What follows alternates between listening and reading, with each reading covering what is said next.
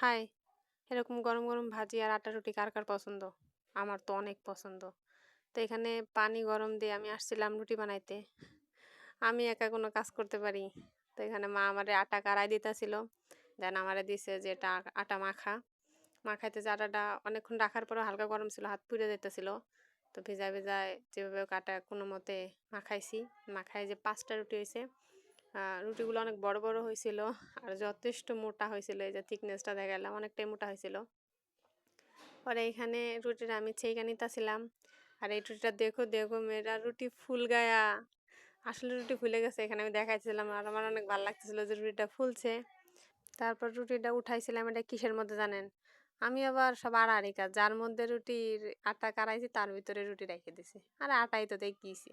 আর এখানে যে মায়ে ভাজিটা করতাছিল আর এই যে হলো আমার রুটি আর আলু ভাজি। আর এইখানে খাওয়া শুরু করার আগে আমি আমার হাত দেখাই নিতাছি।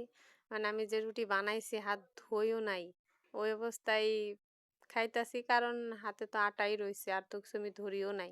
আর এইখানে রুটি আর আলু ভাজি দেখে এখন আমার আবার খাইতে মন চাইতেছে। আমি সাধারণত চালের রুটি খাই না, যেটা চাল দিয়ে বানায়, বাট আটার রুটি আমার অনেক পছন্দ। আর এটা যে তৃপ্তি নিয়ে যেভাবে প্লেটটা পরিষ্কার করছি, কখনো আমার ভাতের প্লেট এভাবে পরিষ্কার হয় না। তো আজকে এই পর্যন্ত, সবাই ভালো থাকবেন।